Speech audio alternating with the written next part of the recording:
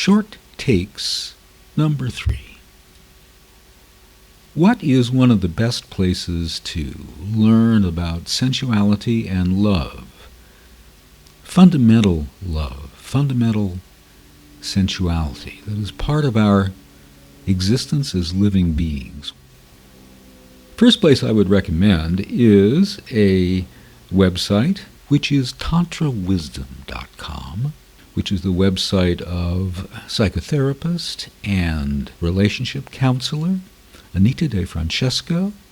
She also has a YouTube channel under that name, Anita DeFrancesco. She also has various Facebook pages, including one entitled Love and Relationship Coach. Her podcast is known as It's Your Voice! It's available on Spotify and Apple Podcasts and also on Amazon Music, which is really fantastic that it's there as well. And she also has a YouTube series that she uploads to YouTube under her name, Anita DeFrancesco, which is called Discover Joyous Love. And it covers, in a very professional but also very profound and personal way, some of the same topics that we have addressed here, although everyone's perspective is different. She has studied, for example, orgonomics, the therapy techniques and worldview, Weltanschauung of Wilhelm Reich, the American, originally German, psychoanalyst who was actually much admired by Sigmund Freud, but when he came to this country, he got into a lot of really unfair legal trouble. He was also a very adamant and radical left thinker on the left. Curious and interesting fellow. So that's a range of ways that you can access the, I'm going to call it wisdom, because that's what it is, of Anita DeFrancesco. However, let's consider something entirely different. There's another YouTube channel which I would recommend called The Dodo, D-O-D-O, and The Dodo is an immensely popular channel. It gets millions and millions of views. I'm not exaggerating on this. And what The Dodo consists of is animals' interactions with animals and animals' interactions with humans. Animals make friends, fall in love, and here we're not talking about sexual love. We're talking about the need for warmth, companionship, affection that animals have among each other, between each other, and not always of the same species. A lonely miniature horse becomes a great friend and companion and source of comfort and warmth and love. I'm going to call it love, and why not? With a dog, a large, perhaps lonely dog, or perhaps not. A woman finds a wounded butterfly and fixes her wing so that she can fly again.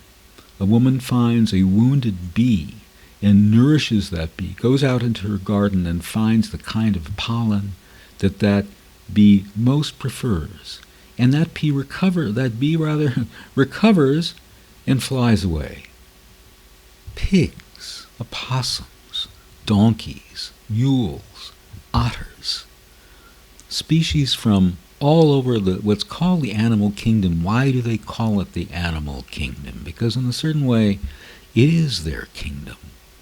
It is their kingdom on this planet. We, with our consciousness and way of looking at the world that is different from theirs, how can we dare claim that we have a greater capacity for love and tenderness and care than they do? We can't and we shouldn't. There are hundreds of these stories on the Dodo. They have, topic headings called Little But Fierce, for example. It's so wonderful, and it's so heartwarming, because we are shown these encounters with creatures who have hearts just the way that we have, who have senses just the way that we have, who have emotions which are not exactly the same as ours, but are parallel in many, many ways. In certain ways, their emotions are less restricted and constricted than ours. Remember that, according to Sigmund Freud, far be it from me to disagree with Sigmund Freud, although I do in a number of things. So, Sigmund Freud talked about the tripartite division of the human personality, the ego, the id, and the superego. And we're not going to go back through that. We've spoken about this on several other of our episodes. But the important thing to realize about this tripartite division is that animals do not have such a thing. They are whole in a way that we will never be. It's interesting how this developed among the human species. It had something to do with the evolution of our form of consciousness. It had something to do with the way that, for some reason, because we developed this ego, this particular sense of self that is uniquely human, this particular sense of a need to individuate in a way that is not really typical even of animals like wolves, for example, and gorillas and apes and others who develop a little society, little groups with a definite pecking order, and not like the class structure that humans develop. I came up the other day out of nowhere with my definition of civilization. How does civilization rather begin? With the imposition of a class structure. And it goes on from there.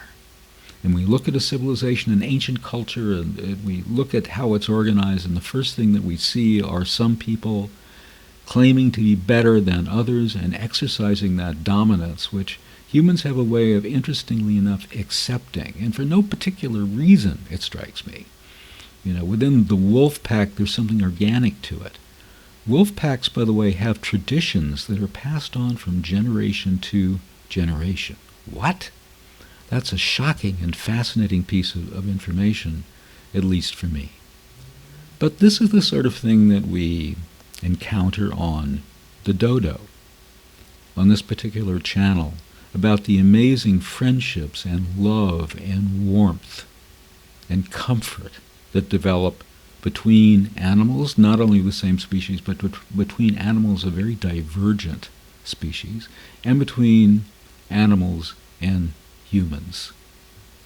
Very interesting, at least to me. Then we take a look at this from another angle and say, what is it about these relationships? Each of us who is a warm-blooded individual, and we'll perhaps talk about those who are not, our friends the snakes, etc., in another moment or in another episode. But we have a warmth inside of ourselves. The warmth is constantly being generated. We eat, we gorge ourselves on wonderful food, hopefully. It's wonderful.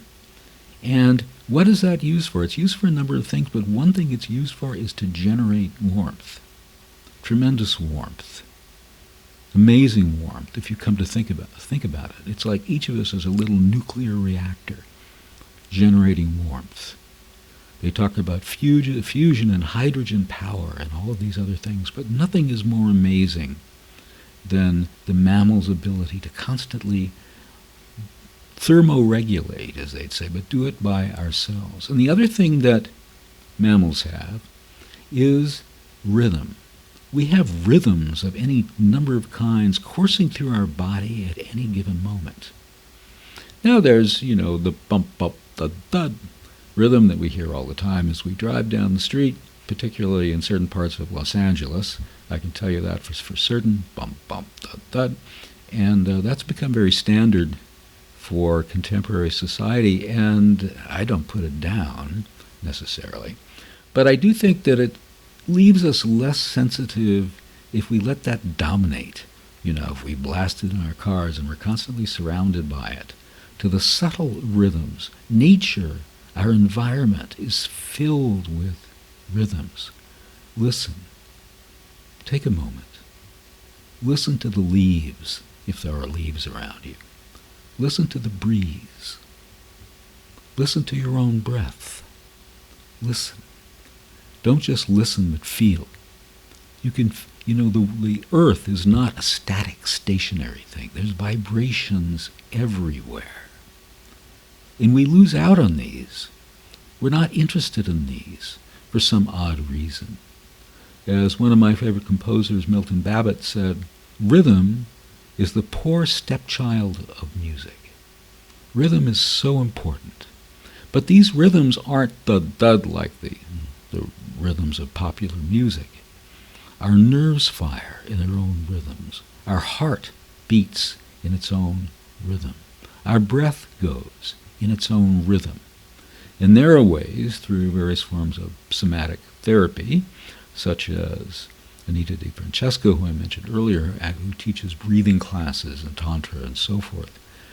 Such a person as Anita can really help you fine-tune your body so that these rhythms can enhance your awareness and your spirituality, enhance these rhythms, enhance your creativity, enhance your spirituality, enhance your love life, and most important, enhance your sensitivity and receptivity to everything around you. Plants, for example, plants have their rhythms too. Plants have their own form of awareness too. A lot of talk about what consciousness is or is not, what awareness is or is not.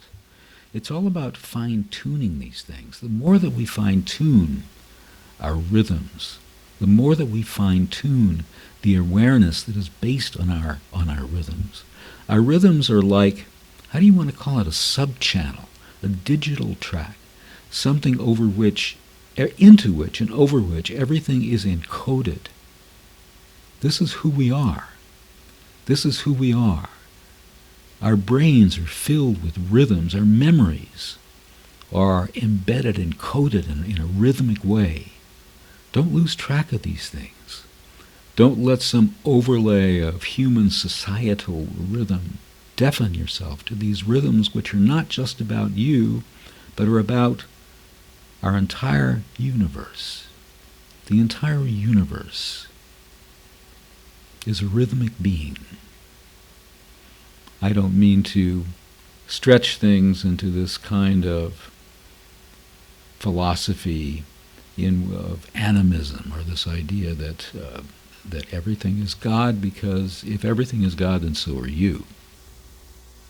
Animism, or pantheism, the idea that God, or let's call it divinity, as opposed to the idea of God, which is so much of a singularity in our conception, in contrast to the ancient religions, which had an interesting point of view that there are many gods and they continue to interact with humans and with the earth and the universe and animals and whatever on a daily, hourly, minute-by-minute, second-by-second basis, instead of the religions that we have today, almost all of them, which say that God did what he had to do, did what he wanted to do, did what he needed to do from the standpoint of those religions, and then essentially withdrew,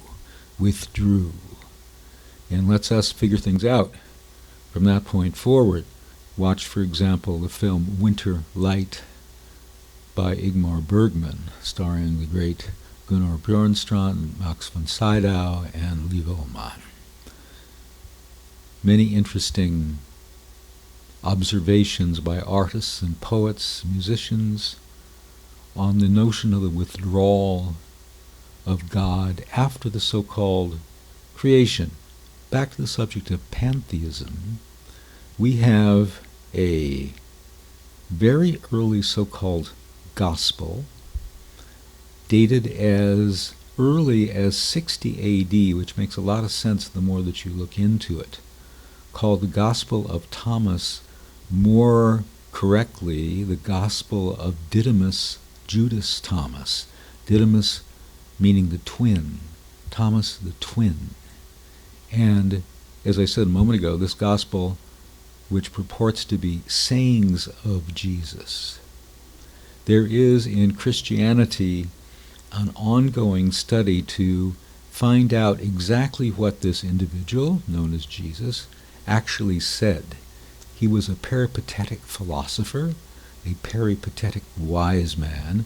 Peripatetic, meaning someone who simply walks around, from the prefix peri, around, and the Greek verb pateo, patein, to walk around. That's what he did, and people followed him, and they engaged in conversations with him and asked him various questions.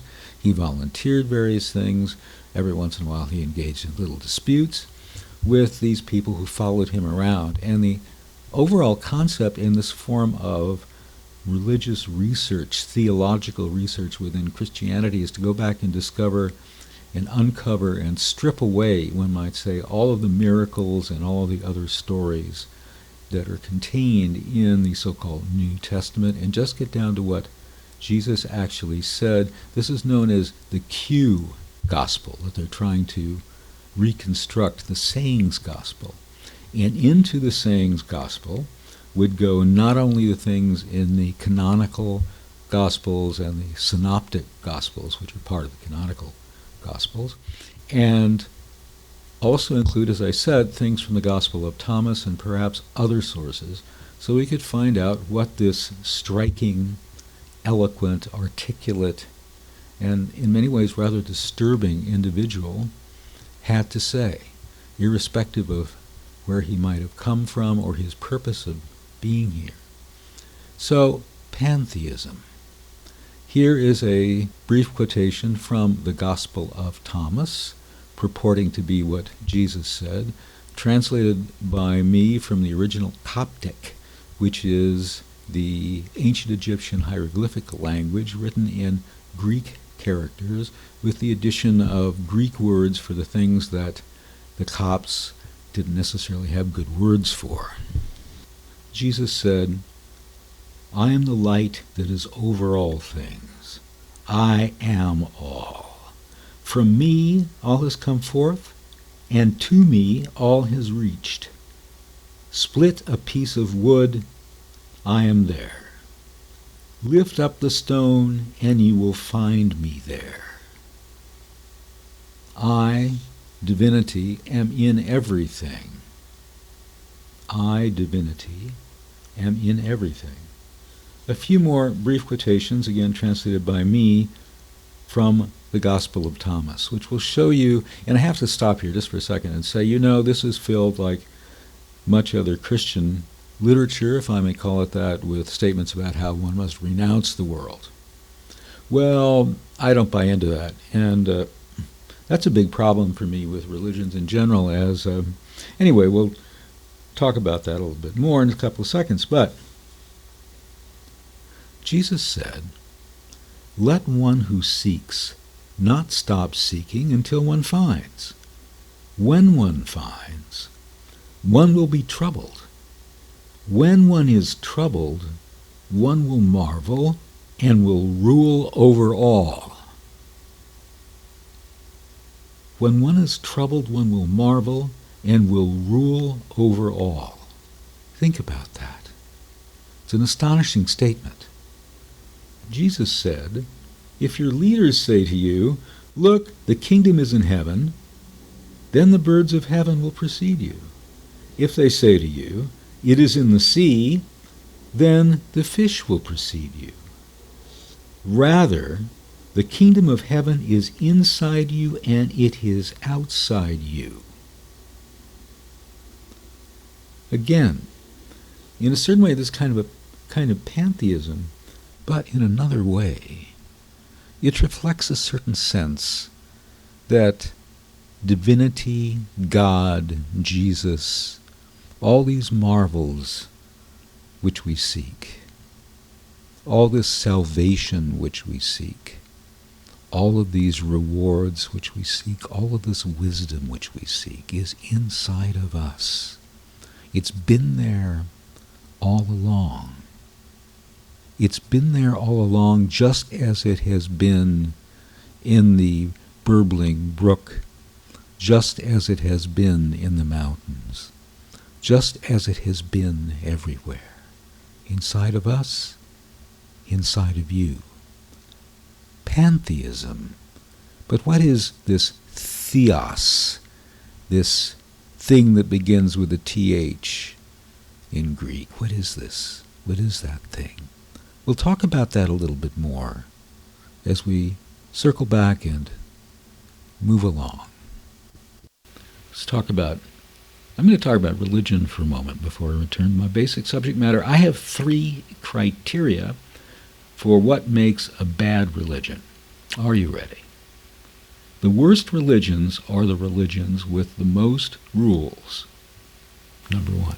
Religions which denigrate the body and pleasure, but not just pleasure, denigrate the body as a thing, denigrate the body as a being, denigrate the body as who you are in life, with the assumption that somehow you're really somewhere or someone else, you're not really that body.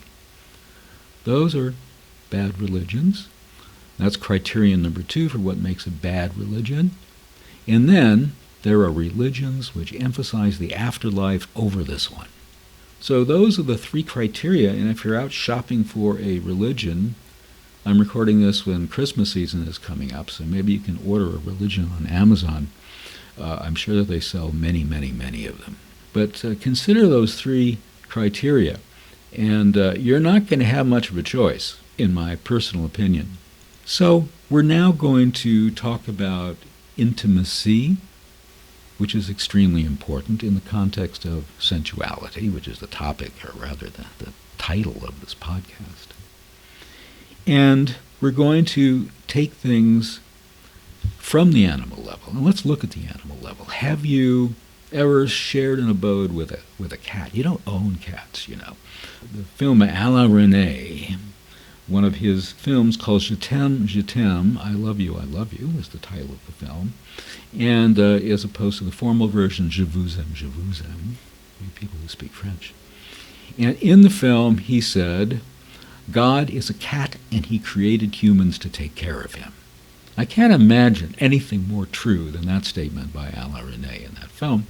But cats are always using one another for warmth, using one another for company, for comfort. But it's not just like they're using each other. It's an organic thing.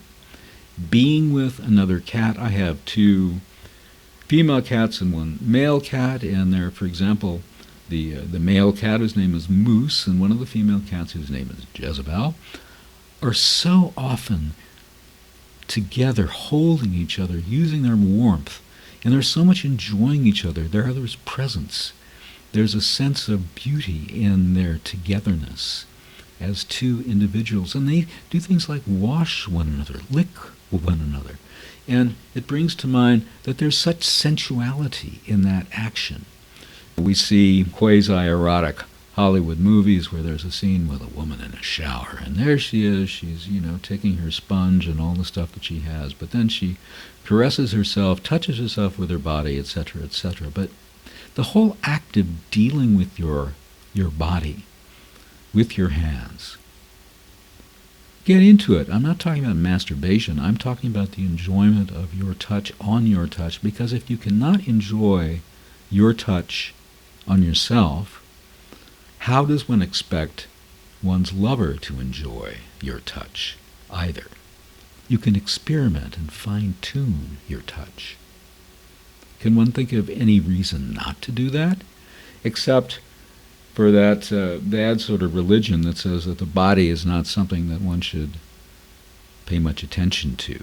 The more you pay attention to your body, the less likely you are to end up in the afterlife. And by the way, there are rules against that sort of thing. Religion. So, learning from the animal, being with your lover in that way. I wish I could purr. It's so beautiful. I sit around petting my cats. I sit on the sofa and I put my opera DVD in, Lulu by Alban Berg or something like that, opera DVD. And there are my cats and they're purring, and I pet them and they purr and they wash one another and they curl up and they give each other warmth. This is a beautiful thing. And yes, we can have this in a certain way with our partner, who is also, let's say, our sexual partner. But in doing this, we must, in my opinion, I'm not imposing this on you, we perhaps should go back to that very, very basic level of bodily coexistence, bodily contact, bodily mutual enjoyment. As Jacques Lacan used to talk about jouissance, we've talked about that in several other episodes. Vastly wonderful if you can experience it. We spoke about this a little bit before, the whole notion of a caress. A caress is like a dance of one's hand or fingers on another body. A caress is a communication so more fundamental, so more spiritual, so more uplifting, so more glorious and gorgeous than a conversation in words. A caress demonstrates respect. A caress demonstrates one's desire that the person whom one is caressing feel good. What's it all about, anyway? What's it all about? Alfie, as they'd say years and years ago. What is it all about? What is it all about other than making not only your partner feel good, but everyone you encounter, every animal you encounter, feel good? Why not? Why not? I took as a New Year's resolution a couple of years ago the following. I want to be the kindest, most gracious, most receptive, most understanding, most appreciative person that everyone I encounter meets that day. And a couple of people chuckled at that, but what's the problem? What's one's problem with that? Wouldn't the world be a nicer place if one were to adopt this attitude? It's not only an attitude, it's a whole mode of living. It's a mode of living that feeds the heart. It not only comes from the heart, it nourishes the heart. It nourishes your own sense of self. How much better you will feel about yourself if you behave in this way. It's really astonishing. So why not do it? All of a sudden, you are that person. It's not like the checkout person at Trader Joe's saying, "Have a nice day," like they do in that routine sort of matter. "Oh, I hope you enjoy this product. I certainly do. Have a wonderful day." And they're trained to say that. Not that you shouldn't enjoy your purchase. But this is something totally different. When statements like this become routine. There was a rather elderly black woman who was a checkout woman at the cash register at Target. And she said that to me, "Have a wonderful day." And I suddenly felt that this woman really meant it. So on my receipt from Target that day, there's an opportunity to give feedback, and I went home and did it right away. I said, I had some problems at shopping at Target today. The cat litter was not on the shelf, and that's, an annoyance to me. But this wonderful woman at the checkout was so gracious and kind. She's the sort of person whom I want to see at Target. She makes shopping at Target a wonderful experience. Feedback. Reward people with your eyes, with your attitude, with the way that you behave toward them. Just be nice. Just be nice. There's this thing called cruelty. The brutal murder of George Floyd should be an example to all of us, an illustration to all of us, proof to all of us that we are living in a culture of cruelty, a society of cruelty. A society of cruelty and a society of fear, because cruelty and fear go hand in hand. So many people today are afraid of losing control that they don't really have. Consider. The police really don't have control, and yet they're afraid of losing it. Not to justify anything that they do in the case of George Floyd and their other racist actions which take place all the time. I remember, I was not around yet then, the Watts riots. I remember reading about them, seeing the footage of the Watts riots in Los Angeles. Racism. There's this thing called cruelty. Well, animals have a pecking order, and my cats certainly do. And when that pecking order, when that sense of, who's dominant at a particular moment, and, dominance is another issue for another time perhaps, but gets violated, they hiss a little bit, and that kind of deal. But cruelty,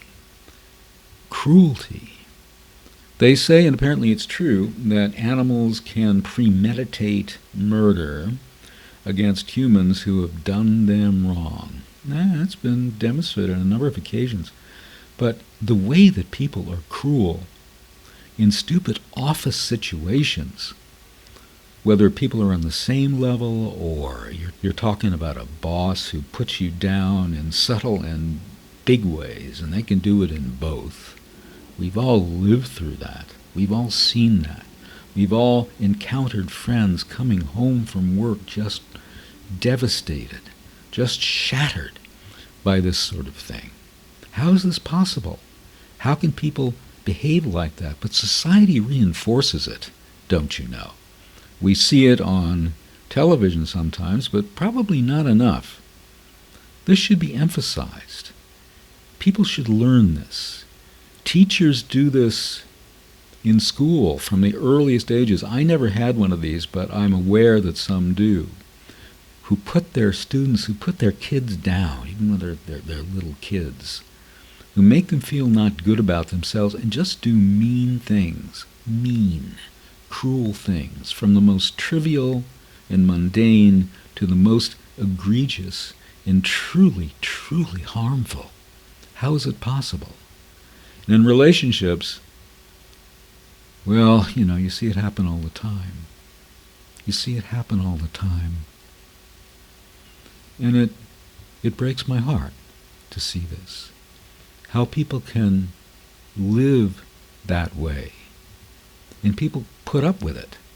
And yes, yea, verily, it's generally the man who is the cruel party in the situation.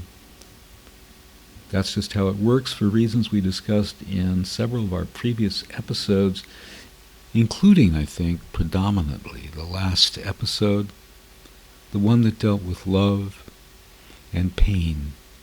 And what is the answer to this? Not to fucking tolerate it.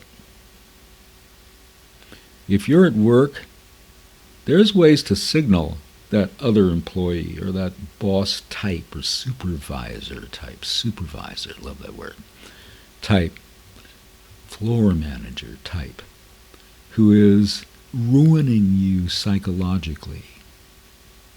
So many relationships at so many levels are about ruining you psychologically. Think about it. Not a good thing. Think about it.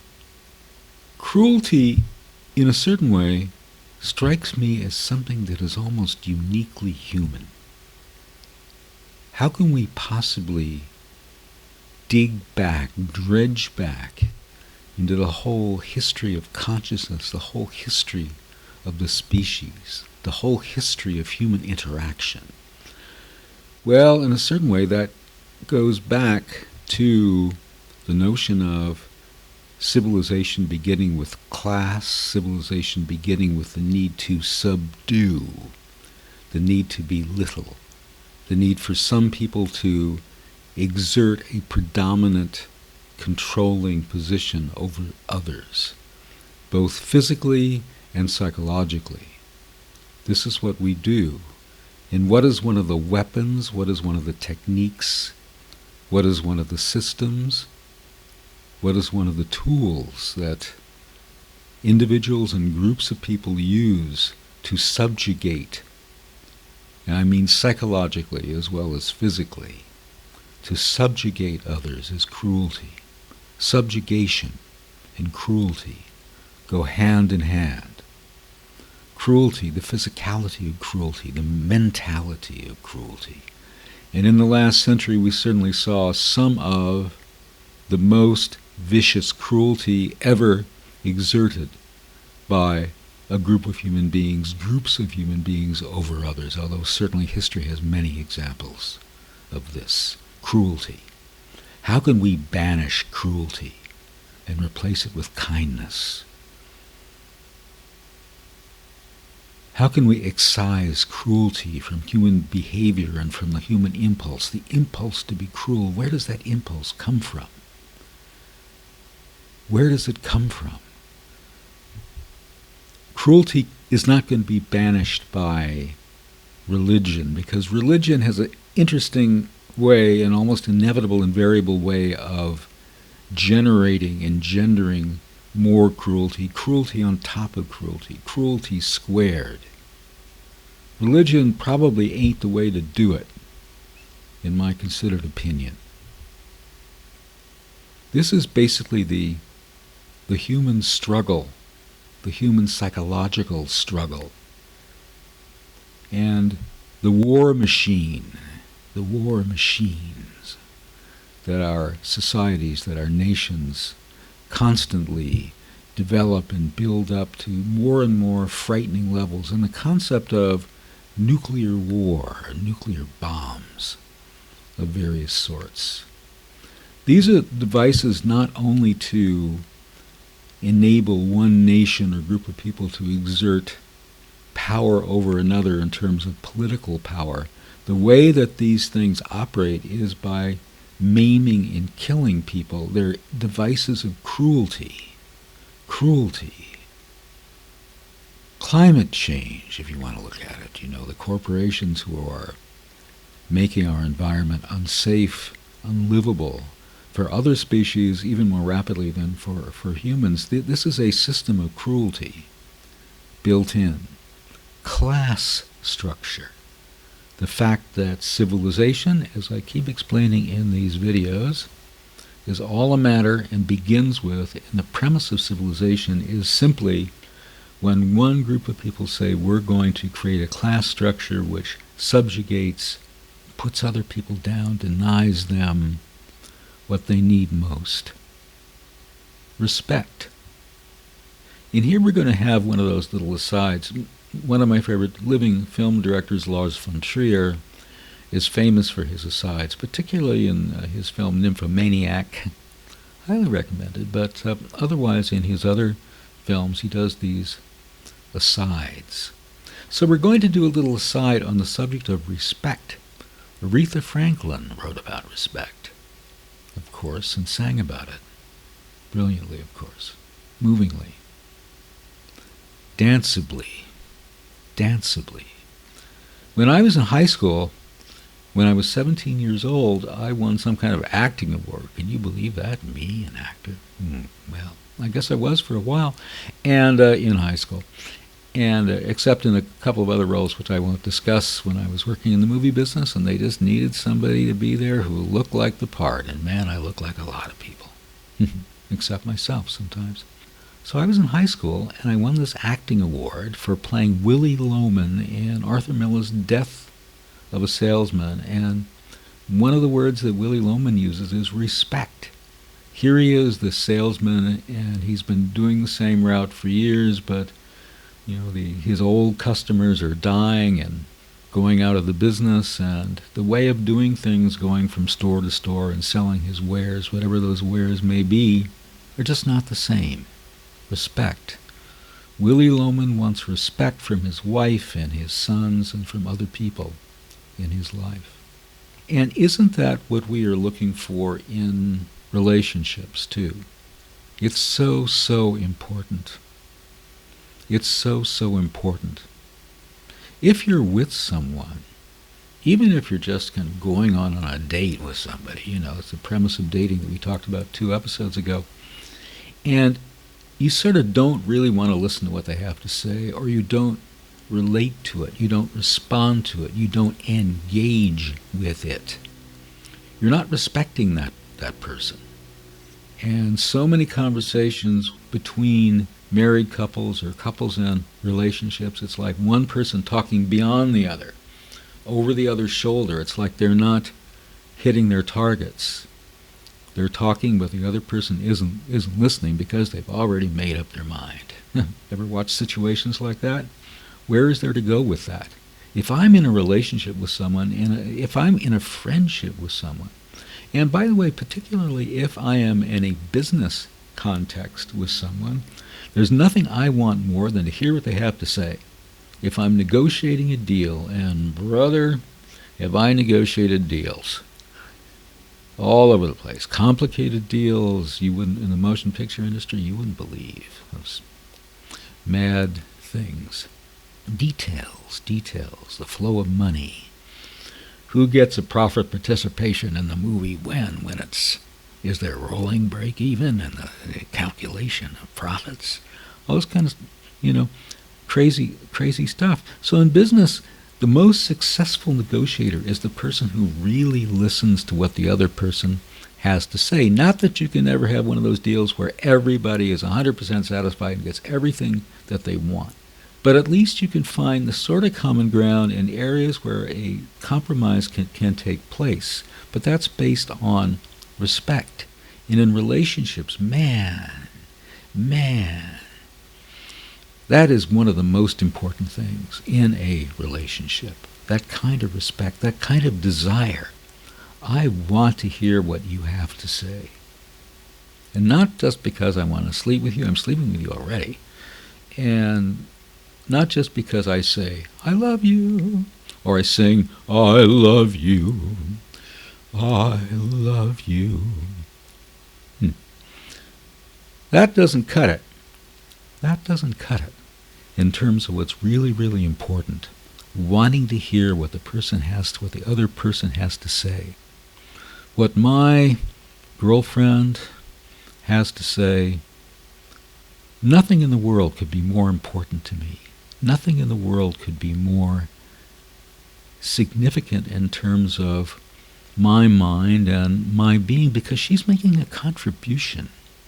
She's making a contribution to my life. Even if, she's saying, well, I don't quite agree with your plans to do this, that, or the other thing, and anything along those lines. Or, you're spending too much time working on your car, or spending too much time working on your motorcycle, or whatever I may be working on, although I'm a disaster at car repair. Ask a couple of ladies in my life who've requested my assistance in car repair. I'm a disaster at car repair. That's just one of those things that ain't me. But that is so important to want to hear. And by the same token, it's so important that you can hold stuff back. We all have these negative impulses, to say a bunch of, I'm going to swear, am I ready for this? Say a bunch of shit that's running in our minds, and we think, well, here's my girlfriend, and I'm going to just lay this on her because it's like in my head. And I feel like, getting it off my chest by laying it on my girlfriend instead of on the person who really deserves it. And that person is often myself. Why chastise yourself when you can chastise your girlfriend or your partner or your boyfriend, whoever it is? That's how it all works, isn't it? One of the things that I was talking about was that famous quote, famous statement by our old dear friend Jacques Lacan when he said, love is giving something you don't have to someone who doesn't want it. And we talked about that quite a bit, but I'm going to present in this extra special credit aside the following, that what he may mean is that if a man does not have real love in his heart, if he only has the word, the greeting card version of love, you might call it, if that's the only thing he has to give, then the person on the other side, the woman, has no reason to want that. Giving something you don't have, real, genuine love, tenderness. Have we used that word very much? There was a terrible French comedy made many, many years ago called Et la tendresse bordel. And the French used the word bordel, bordello, as a swear word. If you tried that here, if a French person comes here and says, bordello, they're really swearing really badly. I don't think a lot of French people are that naive. But that's the key, isn't it? The key is to have something that the other person will want, that the woman, if you're a man, will want, and, if we switch the genders, to have something that the other person will want because it's real, it's sincere, it's tender, and it comes from the heart. In one way or another, people have a way of using their partners.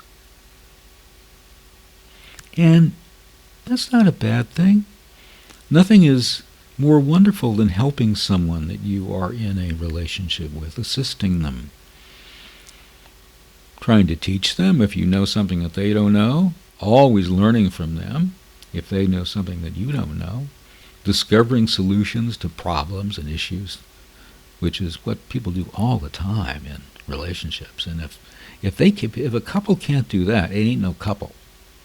If a couple can't face a task to which the solution or the way out of a difficulty or an impasse is not immediately obvious, if a couple can't kind of work that through more effectively, more efficiently, in a more satisfying way than if they were two individuals.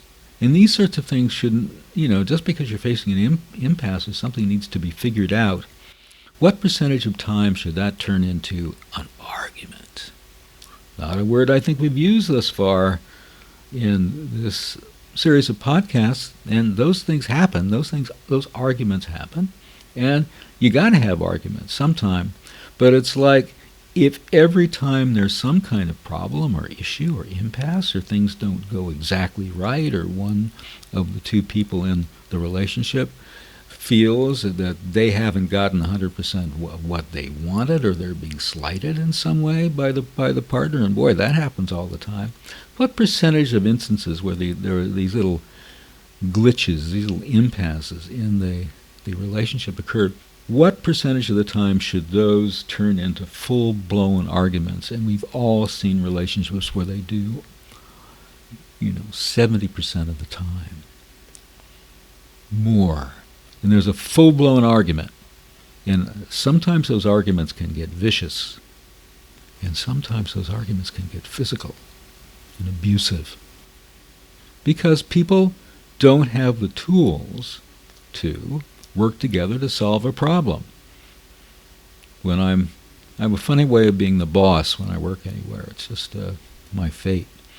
But the solution to problems is something that I enjoy reaching in business, even with people whom I don't necessarily like as people, but you get to the mechanism, the means, the format for solving a problem.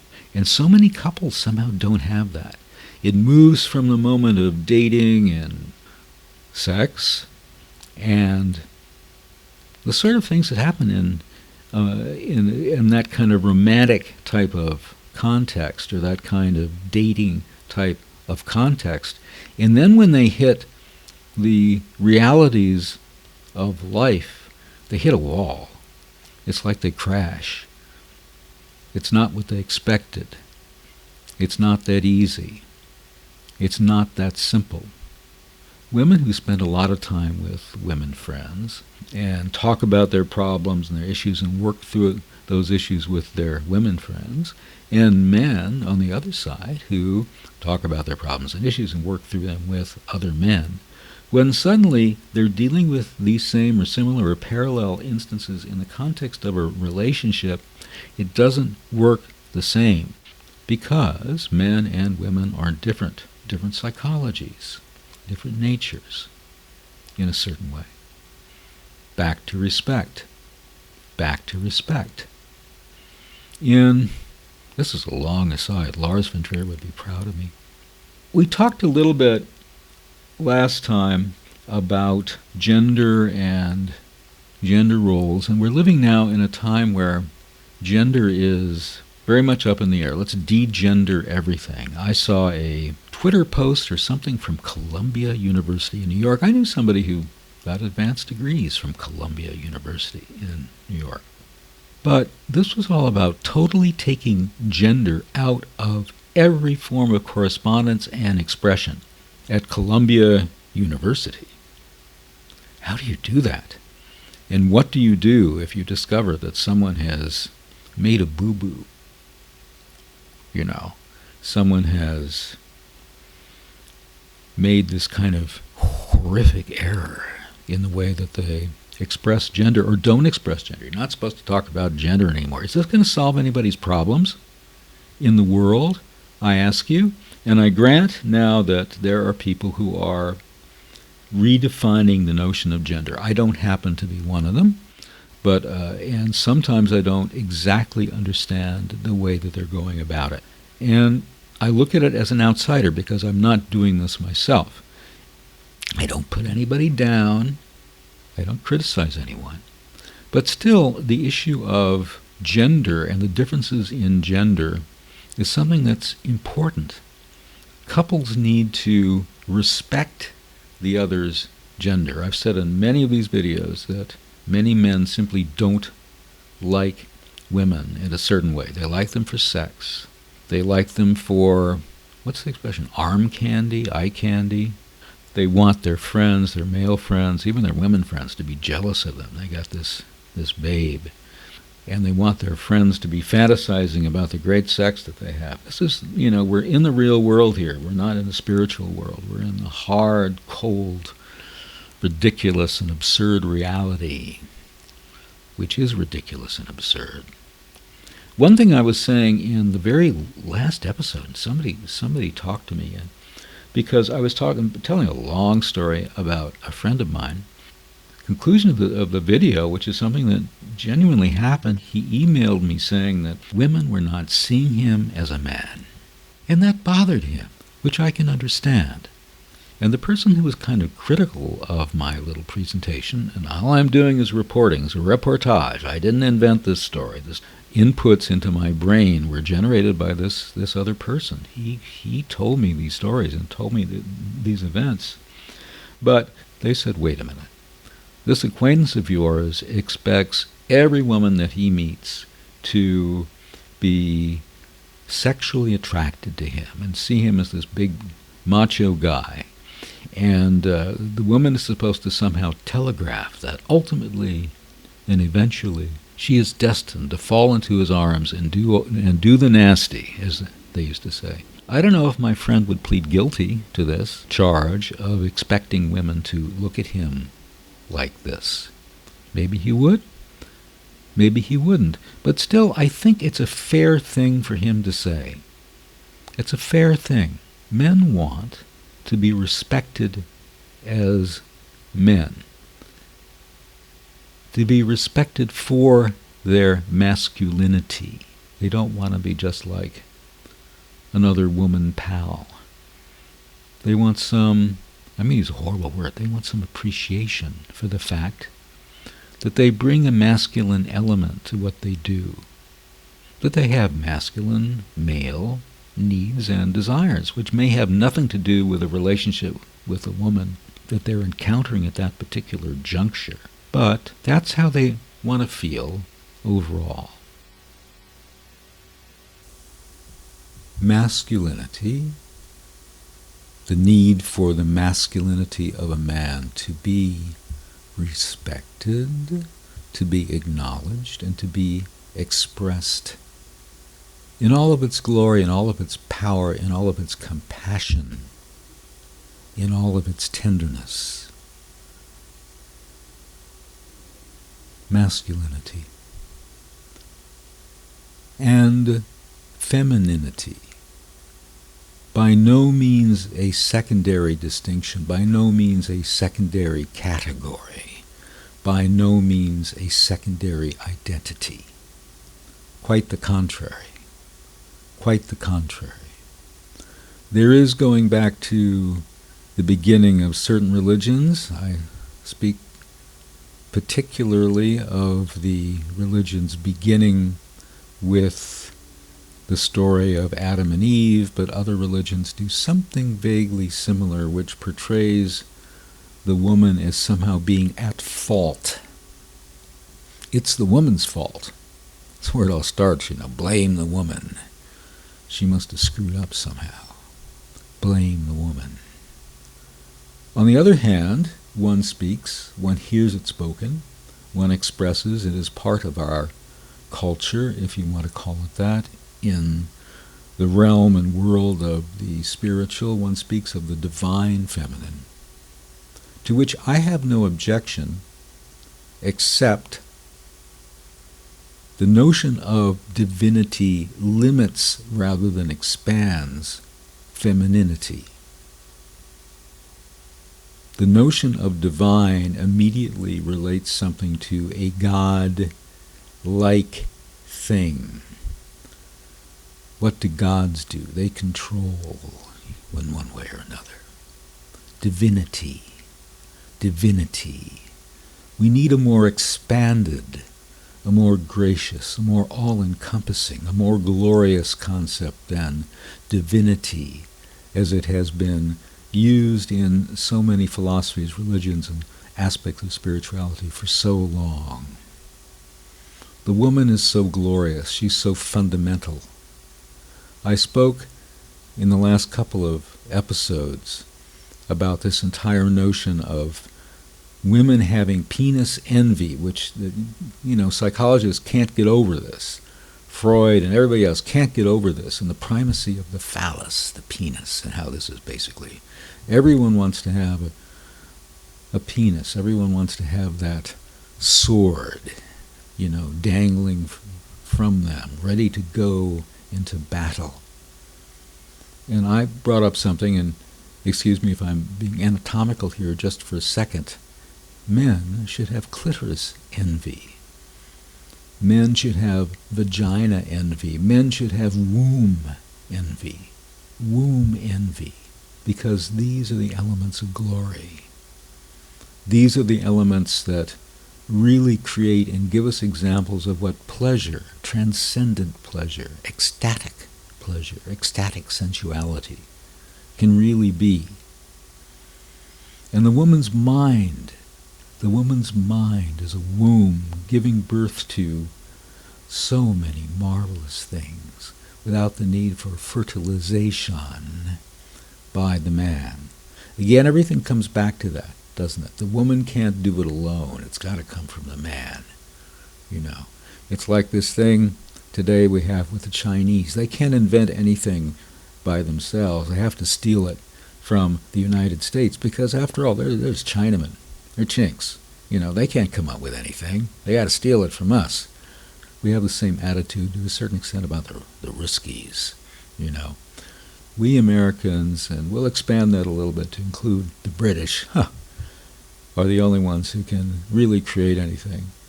The world is truly filled with this kind of bullshit, but it is no more the case than it is with the notion of the distinction of the sexes and the implied inferiority of women that goes throughout our language and our mode of thinking. Which does not mean, as I discuss elsewhere in this podcast, that everything should be degendered. Instead, everything should be regendered, so that what is good and creative and productive about each gender will be elevated to new heights never seen or experienced before. So we're going to try to wander back to where we were before this Lars von Trier style aside. Cruelty. How can we have reached this level after actually a relatively short period of time since so-called civilization was developed? When was that? 3,000 BC, making it, 6,000 years ago. You can stretch it a little bit. We don't have a very long history here in the greater scheme of things. Looking at the entire tableau, we ain't been around so long. From a certain standpoint, we may easily be a glitch in the whole history of the planet, stuck somewhere between those Holocaust-type events, those events in which a meteor strikes or something happens, a whole series of forces come together and the planet changes. Life in the Holocene, the Anthropocene. The Anthropocene is the event which basically is devised and created in a certain way by humans. It's an event of cruelty cruelty is the enemy. Extinction events. Extinction events. That's what they call them, you know. The whole history of our planet is a history of extinction events. And from a certain perspective, perhaps that's the history of the universe as we know it when we look out there and see supernovae, those sorts of things.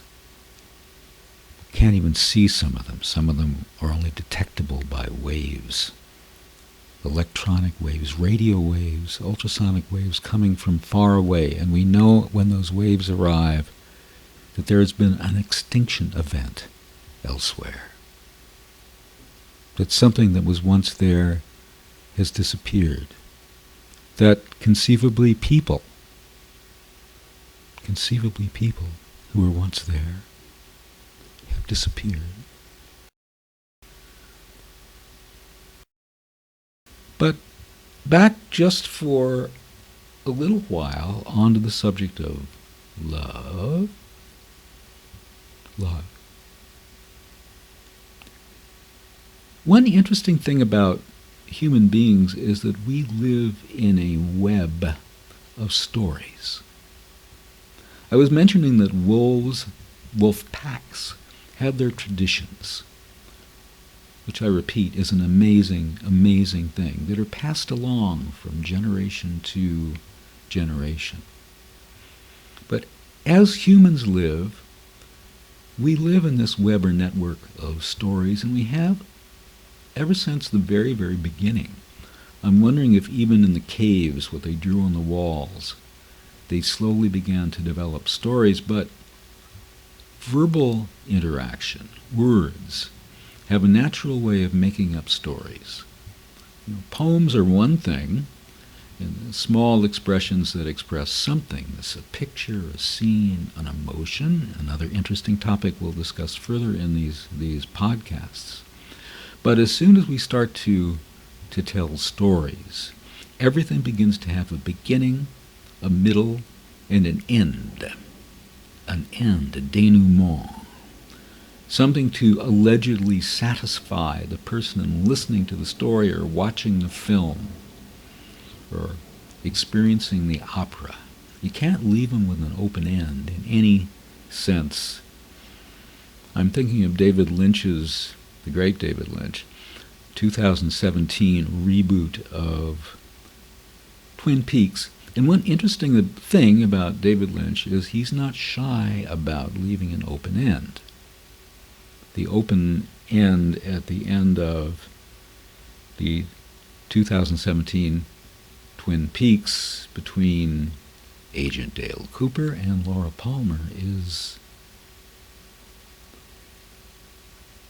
it sends shivers down my spine. It's chilling, but also makes one think. It's wonderful when things make one think. But our tendency to make beginning and end and middle stories, we even impose these stories on the universe. There was a big bang, and then this, that, and the other thing happened, and eventually it's all going to fizzle out one way or the other, or not. But it's a story that we've made. We needed that beginning. We need the middle. We need to place ourselves in the context. There is a context, by the way, for everything that is going on. And the context is simply this, that many individuals, many people, many humans feel that the world is unraveling around them, that the values, that the expectations, that the feeling of what life should be, the feeling of life as they imagined it when they were younger, however young that might be, the feeling that love would play such and such a role in their lives, and that jobs and careers would play such and such a role in their lives, and that religion and the church or the synagogue or the temple would play such and such a role in their lives. Expectations, beliefs, thinking forward into time and having a sort of confidence in these things as things which would happen to them, things that they could rely on, things that they could reasonably expect and anticipate. That is so much less true than it was at previous times. I ain't old by any stretch of the imagination. Perhaps I'm not even old enough to be talking about all these things. Probably am not. But I can see it, I can feel it, talking to older people, but not even that. One could look around just in the last 15 years ago, something like that. 18 years, 20 years. That takes me back to my teenage time. And compare what things were like then to what they're like now. People are finishing high school and living at home because the so-called entry level, I love that word, entry level. It sounds like a kind of sex that you're not going to like or enjoy, entry level. That entry level jobs, regardless of what your education, are going to be jobs in which you're subjected to, if not cruelty, at least a total lack of respect. And those entry-level jobs are going to leave you stuck for a long time, and you're not going to know how to get out of them. Regardless of your age level, it strikes me, people have a sense nowadays of, as I said, of things unraveling, of things coming apart, of things being uncertain. And these are things which create psychological difficulties for all of us. It's kind of like books years ago, even before Freud, mass psychology. Mass psychology. But on an individual and on a mass level, there's a tremendous amount of anxiety, tremendous amount of trepidation, tremendous amount of getting up in the morning and sensing that there's no meaning anymore, or there's less meaning anymore than maybe there was. And someone turns on the television or goes to the theater, and we see all these, we talk about streaming, all these streaming shows, and the people in those shows seem one way or another to have meaning in their lives. Whether they're crooks or cops or politicians or doctors or nurses, they all seem to have some sort of meaning, some sort of purpose, some sort of premise for their existence, some sort of hope. And people sit on their sofas and drink their beer or smoke their joints, do their coke. Things are much better with cats than with coke, by the way. Trust me on that. Although I don't know anything. I've never done coke. I have no idea what it's about. Didn't interest me. But they sit on their sofas and they watch these things, and it's a little bit like science fiction. It's more than a little bit like science fiction because there's so little connection, there's so little correspondence, there's so little parallelism, there's so little interrelation between their lives and what they see in the media, in these stories that they're being presented. So that's our context. And the news prattles on. The authorities and the politicians prattle on. And there are these world conflicts that they're telling us are so vastly important. For example, we can't afford to pump gasoline in our cars anymore or heat our homes, but by the same token we need to blockade and have bad relations with Russia and Iran and Syria and Venezuela because we don't like their forms of government. And we pay for that by living miserably without gas in our automobiles or heat in our homes. It's this world of forces that are going on, geopolitical forces, as they call them, which have nothing to do with our lives, but that's what's in the news. That's what's in the news. And what does that have to do with your life? It creates simply more anxiety at this sort of primal level. It's a subcurrent, it's an undercurrent of anxiety that we're being fed. by the news, by the media. And the news, by the way, cable news network, CNN, is owned by AT&T, the largest media company in the world, in which, thanks to my mother, I own stock. And MSNBC is owned by Comcast, the largest cable pay TV company that there is, in which I also own stock, thanks to my mom. She could pick them.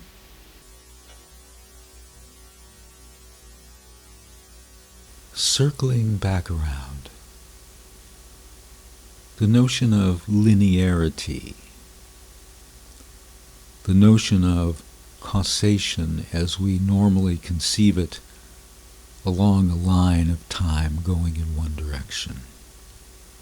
Circling back around, like in one's dreams, circling back around. Some people today, a combination of philosophical, psychological, and physics, quantum physics research and speculation, talk about retrocausality, the notion that the present can influence the past. The present, even your thoughts in the present, your actions and your beliefs in the present, can influence what has happened before. Hugh Price, I believe originally an Australian philosopher who has been teaching at Cambridge, if I recall correctly, in the United Kingdom, has written a book called Time's Arrow, but there are many people who have come after him in this notion of retrocausality, circling back around, circling back around. As I said, like in your dreams. And these podcasts, these little sessions, fireside chats with me, are like your dreams. Enter them as if they were dreams. Experience them. Sleep through them. Hypnotically submerge yourself in them as you do in a dream. And then, when you awake, you will be marvelously refreshed, marvelously renewed, marvelously empowered, and marvelously full of love and wisdom. Circling back around. It all has to end somehow. Cruelty or punishment is a way of getting out, is a way of solving the issue of cruelty or punishment. It's like cruelty laid on to cruelty everywhere we look, everywhere we go. But let's look at our real-life relationship. We look at a happy movie, or you look at a couple, and they meet somehow, and whatever their interactions might be, they get together, and they have their ups and downs, and maybe one of them cheats, has an affair, whatever the right term is in that context, and other things that they might do. Their relationship might face various challenges, or it could all be happy and fun. They could all be dealing with other young people, whatever, who are all going through the same relationship falderall.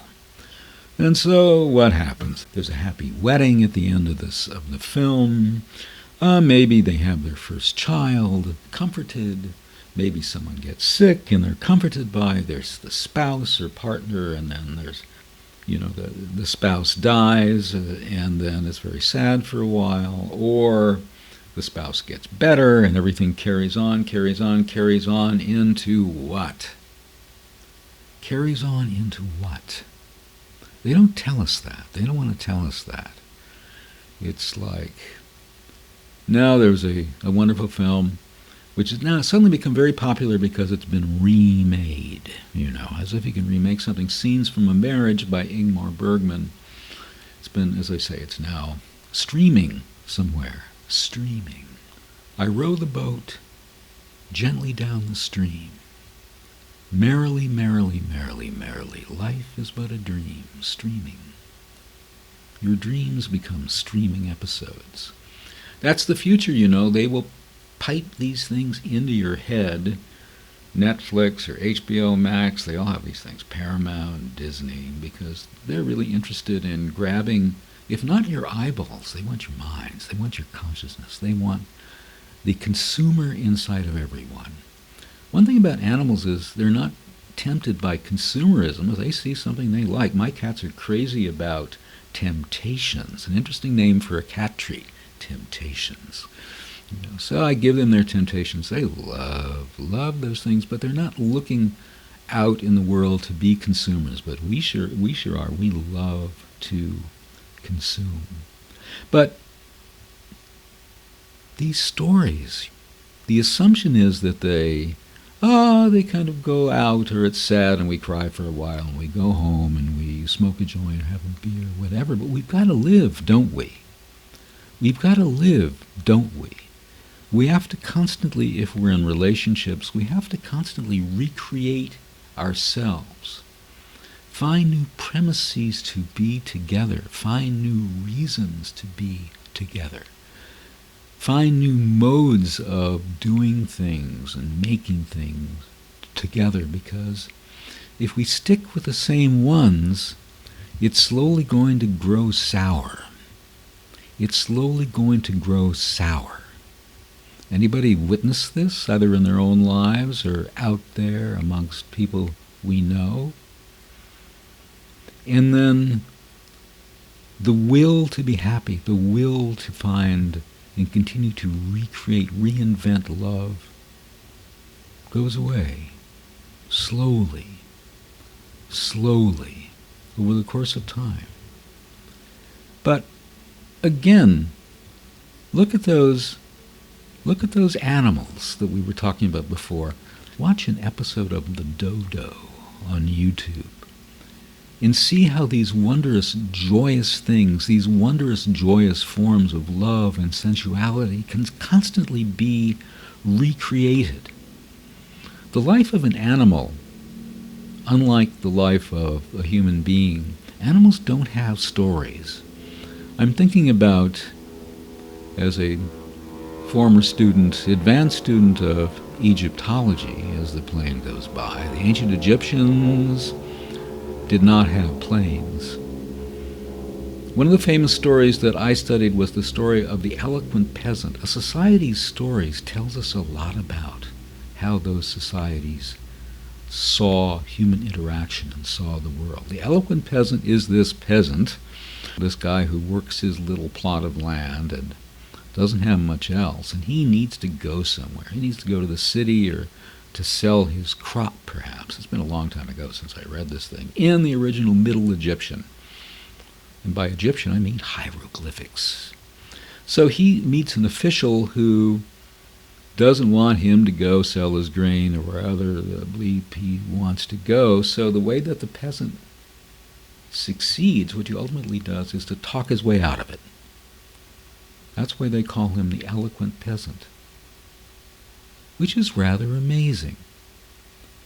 Imagine places in our society where, in our daily interactions, in our interactions with officialdom, where eloquence, skill of using words and ideas and phrases, can enable us to achieve our goals. Those opportunities are less and less, it seems to me. As society, yea, verily, not unlike religion, imposes more and more rules which are often incomprehensible, as rules among humans are wont to be. But animals, as I mentioned a moment ago, don't have stories. Their whole view of time is entirely different from ours. They don't see their lives as stories like we do, because we have this narrating ego, this narrating consciousness that is constantly making a story in words, a story of images, if you will, subtitle, like a foreign film with words. That's how our memories are, subtitled. Or it's like one of those dreadful DVDs with some kind of critic who's basically full of bleep. You know, you can either listen to the original soundtrack or you can listen to him too. Well, this is what Jacques Deray really meant in this scene, and this all goes back to his training by Francois Blah. You know, it's like this constant thing. Or, oh, that was such a sad moment. Or, you know, or they have these things. She whimpers. You don't, you know, there's not words, but they put it on the subtitle, just in case you don't, you know, you have a hard time hearing. Okay, but you know, she whimpers. It's supposed to make sure that you understand what the emotion was at that particular moment. Can't leave anything to the person's own understanding. Never do that. Predigest everything. Telegraph everything. That's entertainment. That's what it is. But animals' sense of time is really fascinating. There's an old story, not a story, but an old truth, about how the elephants, back to elephants, always fun to go back to elephants, how the elephants in Sri Lanka head for the hills way in advance of a tsunami coming and hitting the place that they live. I think the examples are often quoted from Ceylon. How is it? Do they have such a subtle feeling of the wind and the movement of the earth? Or is it they actually have a different feeling of time? That their feeling of time enables them to anticipate because they have some sense of something that is going to happen that has not yet happened. Even before there's a storm, even before there's any kind of diagnosis to be made, etiology for the tsunami, cause for the tsunami. They see the big causes, the big picture, the overview, to which we do not have access. Perhaps we did in a pre-conscious, pre-verbal, pre-ego, super-ego, id split of our mentality. But we don't have that. We don't have that anymore.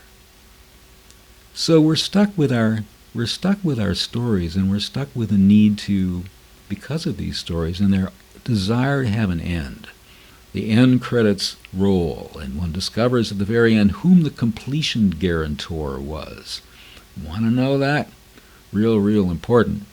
That's the company that pulls the plug if the director screws up and someone comes in and takes over his movie, and you pay a good price for that, 2% of the budget, or, you know, just to make sure that you have this little cop sitting there making sure that you don't screw up.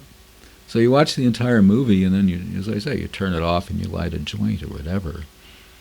How many movies do you see that you watch with your partner and you want to go to bed and be intimate? Boy, not that many. And pornos are maybe the worst. Jeepers. You know, I knew a woman, and I had to fly all the way across country to fix her computer, get the viruses off her computer, because she had downloaded some pornos from bad sites. So it was worth a trip across country. And I, being the good boyfriend that I was, I even got downloaded safely some new pornos, things that she liked, and got them to her, just because I'm kind and considerate. And if that's what kindness and consideration consists of, well then, gosh darn it, I'm going to do it. That's the kind of boyfriend I can be. Really interesting and strange. Being with another person, making a story with another person. Breathing with another person.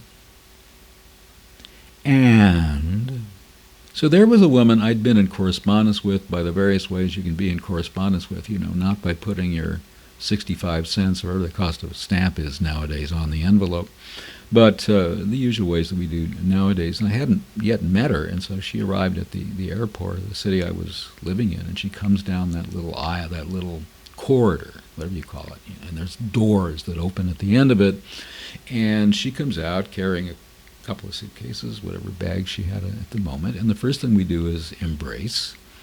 And the first thing I said to her was, "You're so strong." And I said that because she was. She was. I felt that strength. And it wasn't like a turn-on, it wasn't a sexual strength. It was the strength of this individual. It was the strength of all her, we talked about the mind-body dualism thing, we don't believe in that. It was the strength of her entire being embracing her. And it was the strength of my entire being embracing her back. So we took off in my Porsche 911 SC, custom with whale tail, gorgeous little thing, but not noisy. It was like a stealth bomber. And we were back at my place, and we walked through the door, and probably it was about 5 minutes before we were in the bedroom, doing things people do in the bedroom. And this leads me to think about the joy of grappling with the strength of one's partner. Grappling, appreciating, but also the feeling of, it's like, I suppose it's a little bit like wrestling, and I hate to use that analogy because I don't know much about wrestling as an activity, but the whole sense of feeling the other's strength and letting that strength flow into you and letting your strength flow into you. And I'm not talking about bodily fluids here. I'm talking about strength, qua strength. Grappling with, appreciating, letting that strength of the other party give you strength on top of that. This is what lovemaking can be about. It is fine. It is fine to be, and it is good. It's a good thing to be very spiritual and sit across in a lotus position. And as a person with 2 bad legs, thanks to various difficulties I had early in life of getting into those darn lotus positions and yoga stuff, man, that's difficult. I need to take a codeine tablet or something before I can even try. But anyhow, those are good and wonderful things. And then having a very quiet form of love-making, and I'm talking about the actual love-making moment. Love moment, not a moment. Love-making hour and a half, love-making 2 hours. As long as, what is the point of even imagining what the time frame of any given event? We keep using that word, event. An event is something that should redefine and open up new possibilities for the future. Event. Who determines the time frame? Why should there be a time frame? In a certain way, lovemaking is something out of time. Out of time. However, also this grappling with the power. Grappling with the power. Power. We live in a world in which power is so often associated with bad stuff. Corporations have power. Governments have power. The military has power. And then we also talk about the power of social and political movements and the power that builds up amongst a group of people. All kinds of different ideas of power and the way that the word power is used. Der Wille zu Macht, Friedrich Nietzsche's quite questionable sister, really a hideous Nazi-type anti-Semite, but she insisted on publishing a selection of her brother's writings after he had his breakdown. We'll talk about that some other time as to whether he actually did or not. As Der Wille zu Macht, the will to power. Okay, whatever.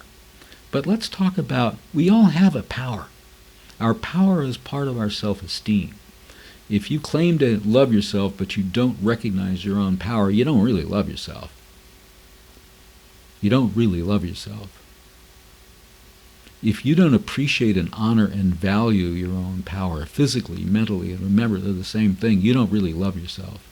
You ain't got nowhere to go.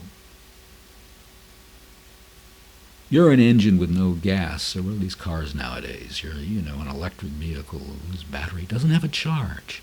There ain't nothing. You need power. You need to nurture your power. And you need to be with someone who recognizes your power and helps that power to increase. And you need to do that for the other person all the time. Well, not every moment. But, even in your dreams, one could do that. I sometimes dream about someone I love, and in my dream I realize that I'm giving her power. Appreciating her power, but also, if you will, transmitting power to her. It's like what Einstein didn't believe in, freaky action at a distance. It's transmitting power in some way that doesn't involve any wires or any internet or any such thing like that. It's a way of signaling power. Animals can do that, but we, like other things that we've lost by virtue of our consciousness, we've lost some of that ability to transfer power, to make power regenerate and build to some form of miraculous power device. We talk about Bewegung here a little bit. We talk about that fundamental movement that is inside not only living things, but inside everything. It is so fundamental. It is so basic. These are the ways in which love and sensuality, love/sensuality. I wish we were like the Germans and could make a single word, love and sensuality all together. I ain't going to try to do that. Only a good German can combine words the way that they do, neologisms. This is what it's all about. And if I talk about spreading the love, I'm going to sound like a guru, and the least thing I ever wanted to be is a guru. I absolutely refuse to grow a beard. I look dreadful in a beard. I absolutely refuse to look at the camera and act spiritual. For me, spirituality is so, so different. But each of us can have our own form of spirituality. That's what it's all about, finding the spirit inside yourself. It ain't nowhere else, by the way. It's in you. The worst thing you can do is to say, I'm going to tap into something that's out there. And that leaves you without any responsibility for finding your own spirituality inside. That's where it is. And the easy way out is to say that it's somewhere else. And you can read a book or go to a meeting or cross your legs or listen to a certain sort of music or whatever, and you can follow one of those religions that I was talking about. Spirituality's got nothing to do with following rules. It's got nothing to do with telling you that your body ain't no good, and it's got nothing at all to do with telling you about the wonderful things that are going to happen to you after your death, so this world doesn't mean anything. Well, I say, rules are bad. Well, there are spiritual practices that involve ways in which the body and the mind together fine-tune each other. The wonderful somatic psychotherapist and organomic therapist Anita DeFrancesco, whom I mentioned previously in this exercise, this podcast, talks about things like that, about sitting and feeling your entire body up and down. Interesting thing to do with a partner, it strikes me. Interesting thing to do with a partner where the partner is expressing to you what those internal sensory feelings are without putting that into words. Finding that way of thought transference. It does happen, Let's psychic things. Sigmund Freud, for a while, was very interested in matters of the psychic, but he got distracted. Matters of thought transference, mind reading. But it's not so much mind reading as it is mind feeling. Mind jointness, which invariably involves mind sensitivity, receptivity, kindness, and compassion. Kindness and compassion which will not allow cruelty anywhere, which will not be about revenge anywhere, which will not be about finding an arbitrary end for the story, but which will go on and on as we live, bringing it with us everywhere, like my New Year's resolution of a couple of years ago. So these were our short topics today.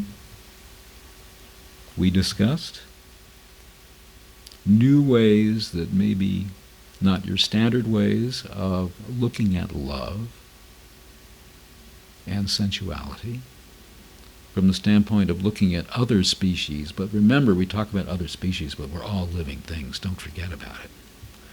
And the whole universe is living via Citripavagung anyway. It's all alive. There's no death. What is this idea of death? There is no death.